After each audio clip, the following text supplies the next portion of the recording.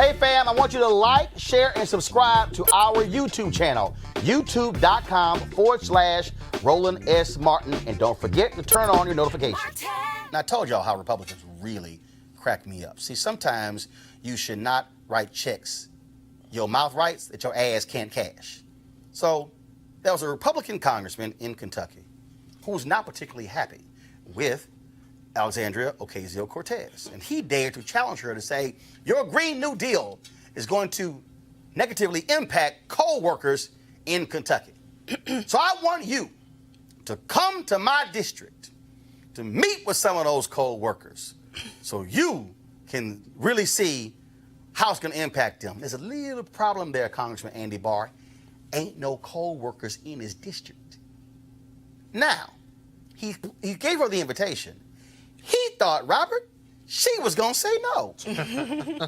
Ocasio-Cortez said, oh, yes, I will come to your district. There's a slight problem. Now, he's scared. Now, he wants her to apologize for criticism of Republican Congressman Dan Crenshaw from Texas over the whole Congresswoman Ilhan Omar comments. And so he sent a letter and posted it on Twitter that I will rescind my invitation unless she apologizes to Crenshaw. Now, y'all, hold up. He invited her because of the Green New Deal. Now he has a precondition on coming to Kentucky as a result because she said yes.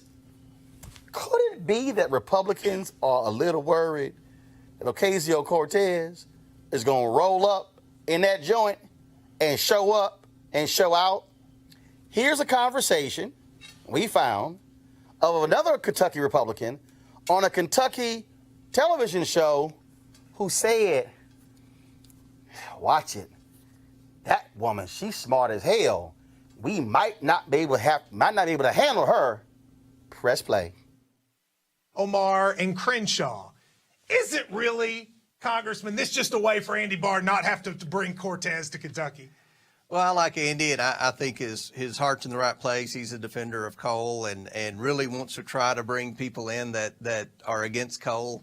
But I don't see any upside to bringing Ocasio-Cortez in. I think... Why not? I mean, okay, so here's... As a progressive in Kentucky, one of the things when I talk to people in New York City and places like that, they don't even really get coal miners. They don't realize that coal miners have been hurt by the ending of coal. Isn't it possible that you bring that woman here and she sees it and maybe she looks at it differently?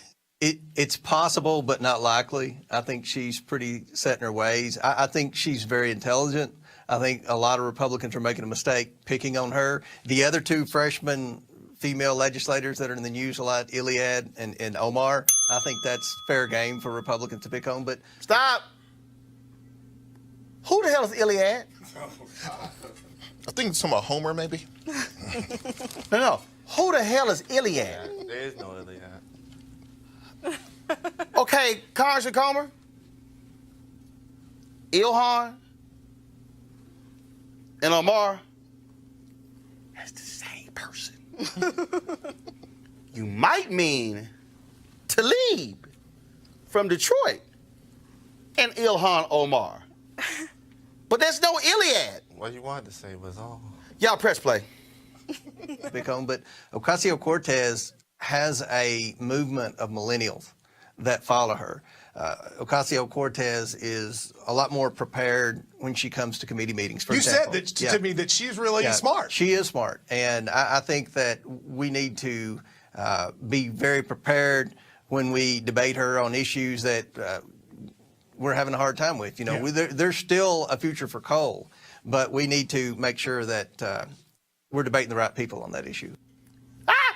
Eugene, what he's saying is, it's a smart-ass woman from the Bronx. We dumb as hell down here. We playing with fire, inviting her because she comes prepared. She actually has receipts. She actually checks her facts. She might show our dumb Kentucky asses up. These guys are so full of shit. It's crazy. So a couple points. First and foremost, Comer and Barr need to be more concerned with Crenshaw not sponsoring the 9/11 responders bill than they need to be with AOC's response to Dan Crenshaw in defense of Omar.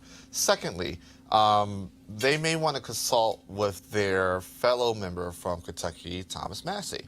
You know, the whole situation with him and John Kerry aside, anybody knows anything about Thomas Massie, he's an MIT grad, now wait for it, that has a solar farm on his property that uses geothermal heating, that drives a Tesla 2 miles away and parks regularly on the Capitol grounds with, you know, in the Fed license plate tags. So, you know, I mean, I think he's right. You know, she's going to come down there and whoop their ass, and you know, they don't want that embarrassment. Bottom line, Johanna, real simple. They are afraid now because she said yes, that she's going to embarrass their asses, and they are afraid that those Kentucky folks might end up saying, damn, you know what? She right. I think you hit on the nail, Roland Martin. I think you're absolutely correct.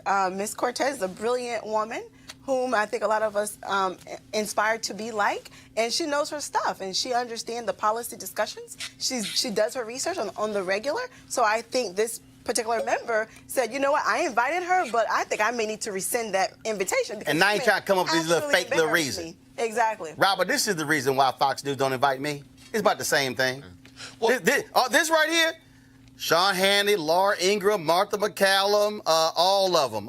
Tucker, it's like, nah, we ain't going to call that one. Mm-hmm. No, that's really what they're saying. We ain't going to call that one. Yeah. Well, I think beyond the rhetoric point, I think this would be a great time for us to have adults running the country. Mm-hmm. Because instead of them arguing about who's going to say what, who's smarter than this, let's understand that the environmental impact of pollution has to be dealt with. And I don't care if it's a green New Deal, a red New Deal, a purple New Deal. If you work in a coal mine and there's a way to not have you working in a coal mine and still make the same amount of money, let's do that. If there's a way to stop having fracking, to stop pouring sludge into our rivers, let's do that. And people in rural America, in red state America, if you depend on hunting and fishing and ranching and you have 100 acres of land, you want that land to be clean. So clearly both parties can work together. We just had people stop being so damn stupid for 5 minutes. What you have here, and let's just be real honest, and this is the fear.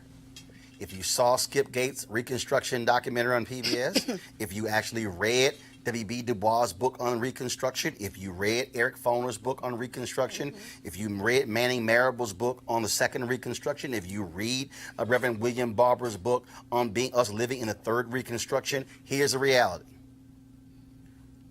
People in power who are white do not want poor whites to have knowledge. Let me say it again. White folks in power, during Reconstruction, it was the plantation owners. They did not want freed slaves to connect with poor whites because guess what? If you actually study your history, the quality of life for poor whites got better as a result of Reconstruction. When black people went into state legislatures, they began to pass laws. They passed in the South publicly financed education. Poor whites started getting educated. And it was the rich white folks who said, no, we can't have this. The diversity in Congress as a result of Cortez, of Ayanna Pressley, Johanna Hayes, Ilhan Omar, Tlaib, and others, what it is doing, it is causing a different perspective of America, and you got these white Republicans who are going, now we don't want them rolling up talking to these poor white people because guess what? It's going to resonate. Why do you think Donald Trump is so angry at Fox News because of the Senator Bernie Sanders town hall? Because in that room in Pennsylvania, where guess what?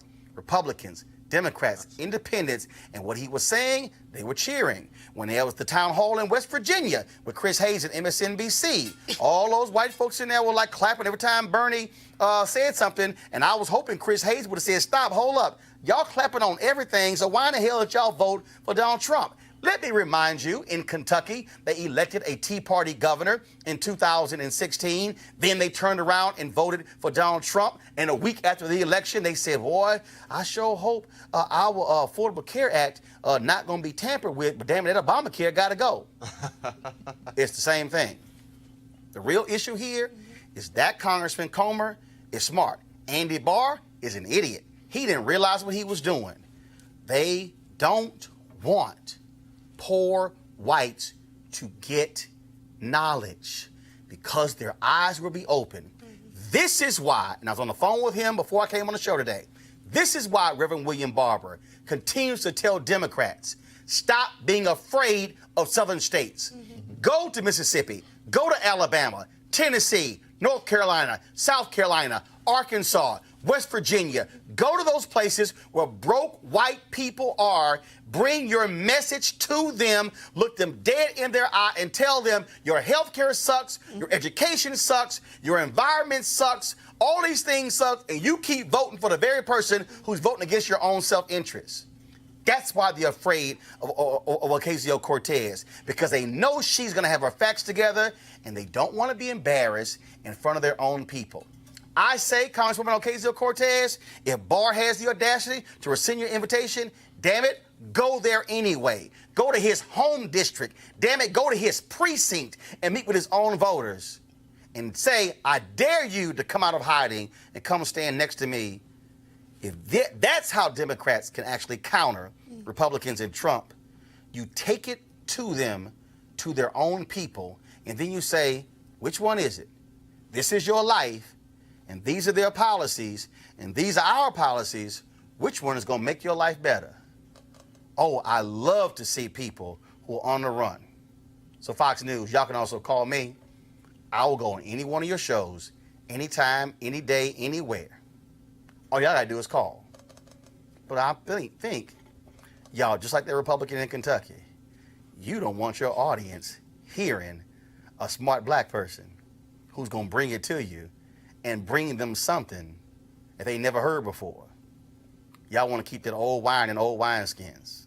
I don't drink. Oh, but I'm wine. New wine. Fine wine.